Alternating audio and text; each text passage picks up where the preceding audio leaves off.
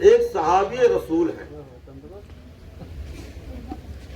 صحابی اس مقدس انسان کو کہتے ہیں، اس مبارک انسان کو کہتے ہیں جس انسان نے حالت ایمان میں نبی دو جہاں رحمت عالم صلی اللہ علیہ وسلم کے چہرے زیبا کی زیارت کی ہو اور سرکار پر ایمان لایا ہو.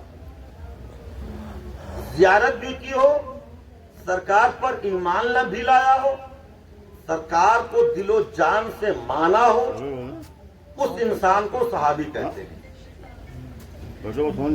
اور اس زمانے کے صحابی چھوٹے سے چھوٹے صحابی، اس دور کے غوث قطب بھی ان کے مرتبے کو نہیں پہنچ سکتے ہیں. ان کا اتنا بڑا مقام ہوتا ہے، اتنا بڑا رتبہ ان کا ہوتا ہے. وہ صحابی رسول ایک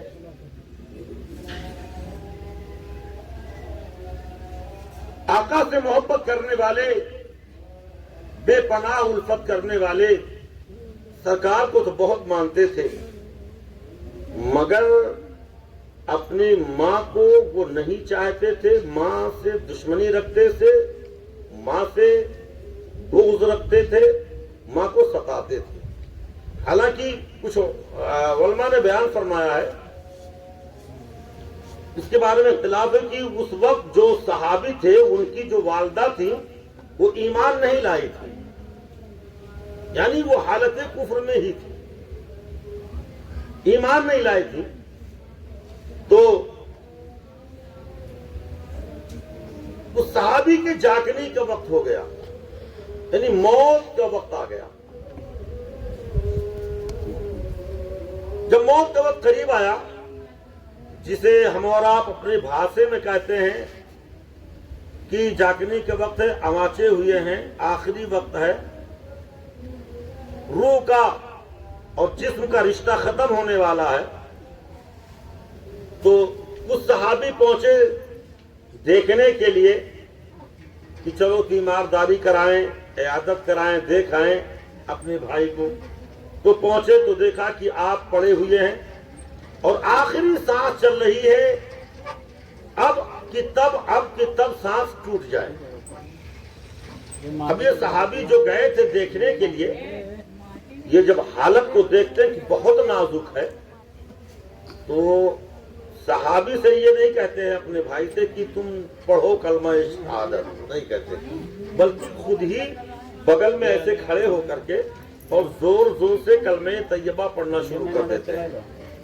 لا الہ الا اللہ محمد رسول اللہ، لا الہ الا اللہ محمد رسول اللہ. آج بھی ہمارا یہ طریقہ ہونا چاہیے کہ جب بھی ایسے آدمی سے، چاہے وہ مرد ہو یا عورت ہو، آخری وقت ہو، چاکنی کا عالم ہو، اس وقت ہم اگر اس کے قریب ہیں تو زور زور سے کلمہ طیبہ خالی پڑھیں، باقی اس سے کوئی بات نہ کریں، اس سے کوئی گفتگو نہ کریں، اس سے بلائیں نہیں.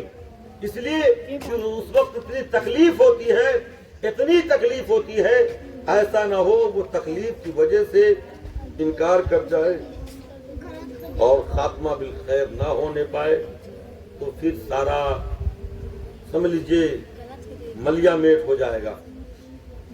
تو عرض کرنا یہ ہے کہ جب بھی جانا ہو تو قریب میں جا کر کے کلمہ طیبہ پڑھو. ایسے وہ صحابی لوگ گئے اور کلمہ طیبہ پڑھنے لگے، مگر وہ صحابی جو بیمار تھے، آخری سانس چل رہی تھی، روح بھی نہیں نکل رہی ہے اور ٹھیک بھی نہیں ہو رہے ہیں، اور کلمہ طیبہ بھی جاری نہیں ہو رہا.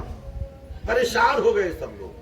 کہا یار معاملہ کیا ہے، بات کیا، ہم لوگ اتنا کلمہ پڑھے اور ایک صحابی رسول ہونے کے بعد بھی یہ کلمہ نہیں پڑھ پا رہے ہیں، اس کی وجہ کیا ہے؟ تو کچھ لوگ آپس میں مشورہ کیے کہ چلو سرکار کی بارگاہ میں اور آقا سے کہو، ہو سکتا ہے آقا تشریف لے آئیں، اور آقا جب تشریف لے آئیں گے، جب آقا کلمہ پڑھیں گے تو ان کا ایمان پر خاتمہ ہو جائے گا. ان کی روح آسانی سے نکل جائے گی۔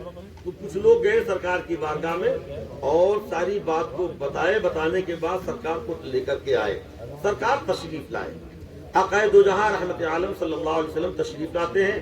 تشریف لانے کے بعد اس صحابی کے سرہانے میرے آقا بھی کھڑے ہو گئے، جیسے صحابہ کھڑے ہیں ویسے میرے آقا بھی کھڑے ہو گئے۔ سارے صحابہ پڑھ رہے ہیں، میرے آقا بھی کلمہ شریف پڑھ رہے ہیں، لا الہ الا اللہ محمد رسول اللہ، لا الہ الا اللہ انی رسول اللہ، لا الہ، میرے سرکار کلمہ پڑھتے تھے لا الہ الا اللہ انی رسول اللہ، صحابہ کلمہ پڑھتے تھے لا الہ الا اللہ محمد رسول اللہ، ہے نا؟ تو یہ سرکار بھی کلمہ پڑھ رہے تھے، صحابہ بھی، پھر بھی زبان سے کلمہ طیبہ نہیں نکل رہا تھا، کس کے؟ وہ صحابی کی زبان سے، وہ صحابی کی زبان سے۔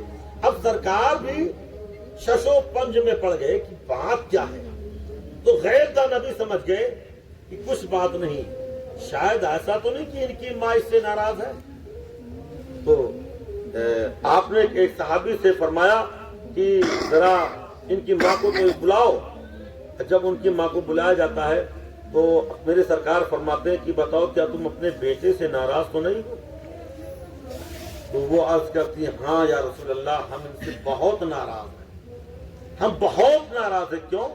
یا رسول اللہ انہوں نے مجھے بہت تکلیف دی ہے، مجھے بہت پریشان کیا ہے، مجھے خون کا آنسو رلایا ہے آقا، میں انہیں معاف نہیں کر سکتی ہوں۔ میرے سرکار نے فرمایا تمہارا بیٹا ہے، تمہارا شہزادہ ہے، تمہارا لخت جگر ہے، تمہارا نور نظر ہے، تمہارے آنکھ کا تارا ہے، تمہارے بڑھاپے کا سہارا ہے، تم اس کی خطاؤں کو معاف کر دو، معاف کر دو۔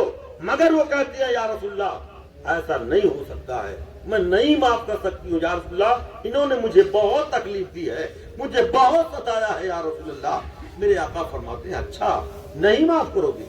ہاں یا رسول اللہ نہیں معاف کرو گی۔ اب دیکھو میرے سرکار کیا فرماتے ہیں، اے میرے صحابہ، جو لوگ وہاں موجود تھے، میرے سرکار نے ان سے فرمایا کہ جاؤ لکڑیاں لے کر کے آؤ۔ اب سب صحابی گئے، لکڑیوں کو لایا، کوئی اتنا لکڑی لا رہا ہے، کوئی اتنا لکڑی لا رہا ہے، کوئی اتنا لکڑی لا رہا ہے، اور لکڑیوں کو اکٹھا کیا گیا، خوب زیادہ لکڑی